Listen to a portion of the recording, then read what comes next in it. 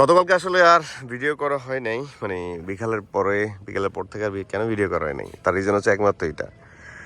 আমার হাতের আমার শখের আমার অনেক কষ্টের আসলে ক্যামেরাটা হাত থেকে পড়ে ভেঙে গেছে। সো এটা যে কতটা মানে খারাপ লাগার এটা বলে বুঝাইতে পারবো না, কারণ অনেক শখ করে এই জিনিসগুলো কিনি, অনেক কষ্ট করে কিনি, এবং এগুলোর মধ্যে আপনাদের মানে আমার যে এক্সপিরিয়েন্সগুলো আছে সেইগুলো আপনাদের কাছে শেয়ার করি। সো যাই হোক, এটা নিয়ে আসলে যত বেশি ভাববো, যত বেশি খারাপ লাগবে, তত বেশি খারাপ লাগবে। আর এই হচ্ছে যে আজকে সকালবেলার একদম নদীর পাড়ের, বিছানাকান্দি নদীর পাড়ের ভিউ। আর এ হচ্ছে যে আমাদের ঘর, থাকার ঘর।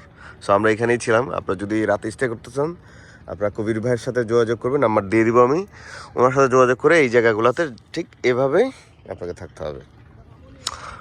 আপনি নেচারের কাছে আসলে আপনি এর চেয়ে বেশি কিছু আসলে এক্সপেক্ট করতে পারবেন না।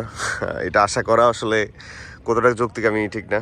এদিকে বিছানাকান্দি একদম বর্ডার সাইডের বাজার, ইন্ডিয়ান প্রোডাক্টগুলো পেয়ে যাবেন আপনারা। এখান থেকে টুকটাক জিনিসপত্র কিনতে পারবেন, চাইলে বোট ট্রিপ করতে পারবেন।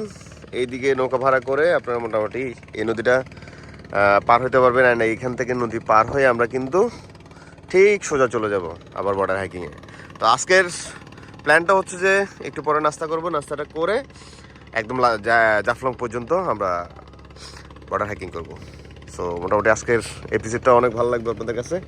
চলেন আপাতত সকালবেলা নাস্তাটা করি।